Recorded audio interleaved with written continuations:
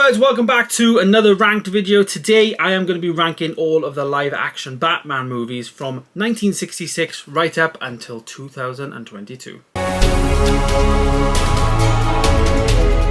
Yes, for the last few weeks I have been watching all of the old Batman movies and I have done videos on all of them. Retro movie reviews, I've revisited ones I've seen, and I also did the Dark Knight trilogy, which I actually watched the very beginning of starting my channel, so if you want to go and watch them, please do. But I have my final list here from 10 all the way up to 1. This isn't my top 10, it just turned out that there's actually 10 movies that I watched.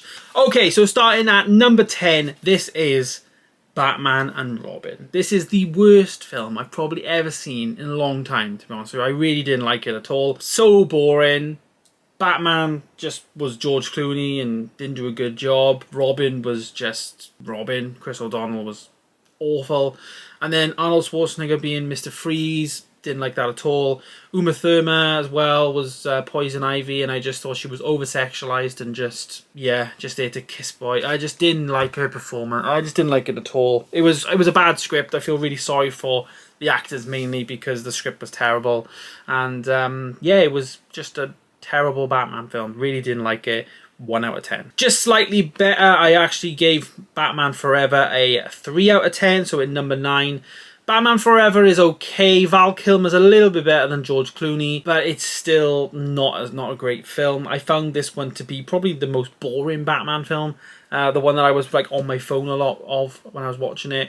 Didn't like it. The 3 points I gave really were for Jim Carrey as well as Tommy Lee Jones playing Two-Face as well as the Riddler.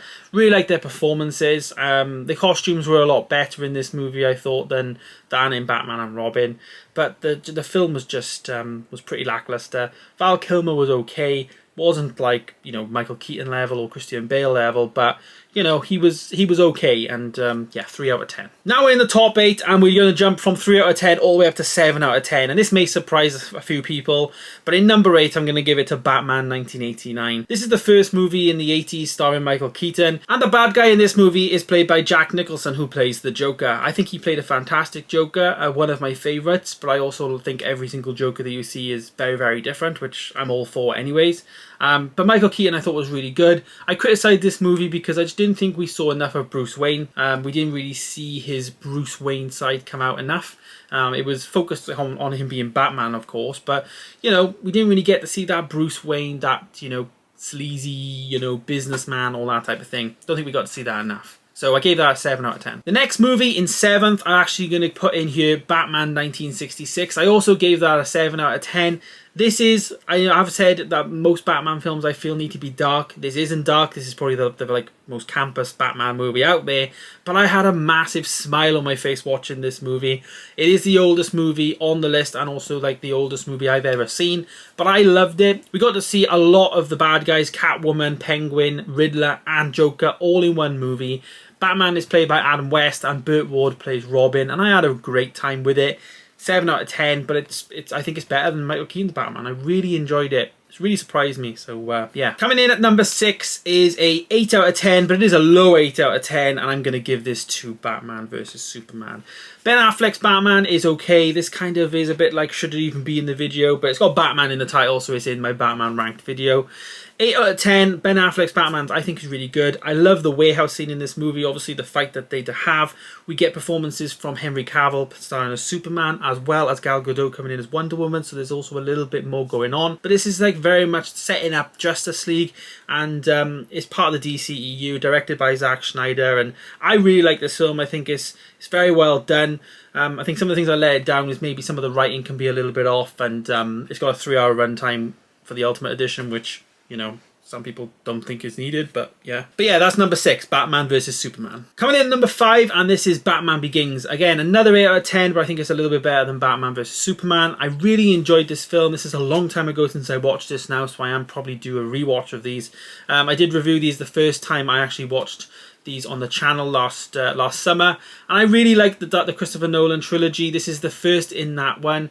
I think it's great. Christian Bale. We also get Liam Neeson as well in this movie, and Cillian Murphy as well playing Scarecrow. It's a good film. It's an origin story of Batman, which we don't normally get.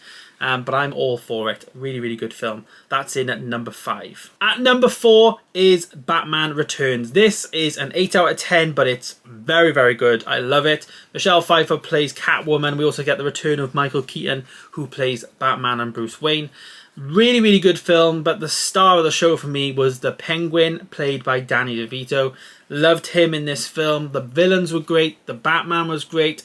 Everything was good. We saw Michael Keaton be more of a Bruce Wayne, which is one of my things I criticised in the 1989 film. So I really enjoyed that. Had a good plot to it. The only thing towards the end is there was these penguins running around with like rockets on their back, like actual penguins or like animatronic ones. But yeah, that went a bit mental towards the end. It would have been probably a 9 out of 10 if it wasn't for that for me, but because I was it kind of lost me, you know, with this craziness, I guess. But yeah, Tim Burton, you know, coming back for that amazing film.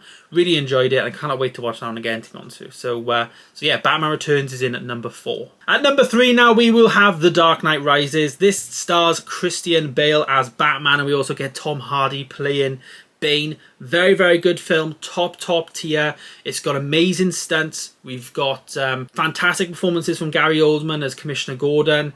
It's brilliant. Really, really top film. Coming in at number 2, we have the newest movie on the list, The Batman. 9 out of 10 I gave this. It's not going to be my number 1, unfortunately, but Rob Pattinson does a fantastic performance. But this is a great example of the cast just need to turn up and do their jobs, because the script was fantastic, the director was brilliant, everything about this film was just great, and the cast just had to just come on set and perform. Like I said in the past, other movies, I feel like in the Batman franchise, have just been like let down, mainly Batman and Robin, by the script. The script wasn't good enough, you know. But in this movie, everything was nearly perfect. It's a 3-hour long runtime, and I kind of was a bit critical that it is a bit too long, and maybe the first hour, some bits could be shaved off a little bit. Standout performances by Robert Pattinson as well as Colin Farrell, and I just think it was just a great performance all round by everybody. It's a muchly anticipated movie, and it's definitely living up to the hype. 9 out of 10 for me, and I also think this is my favourite musical score of any Batman movie, which is composed by Michael Giacchino, who's got credits for things like Toy Story as well as Spider-Man Far From Home, etc. But number 1 and my favourite Batman movie is going to be The Dark Knight. This is the movie starring Christian Bale, directed by Christopher Nolan, as well as the iconic performance by Heath Ledger as the Joker. This for me is the best comic book movie of all time, and it arguably could be one of the best films of all time, hence why for me it has to stay at number 1. The Batman is very close. It's not going to leapfrog it. It just can't, because I think The Dark Knight for me is just top tier filmmaking. Really great film with great stunts. Everything about it is just fantastic. And you know, it's just one of them. The Dark Knight is the GOAT in this situation. It is. The good thing about the Batman though in the future is I think this new The Batman stuff, I think it could be the start of like this trilogy that we could see, and I really am interested to see where this is going to go. The next one, potentially, you know, if they add things like the Joker, if they add all these other little characters in, we could be discussing another new best comic book movie of all time. And I also do believe the Batman will be a lot better once you've got like the whole story of like a trilogy, for instance. This first movie will propel a lot higher.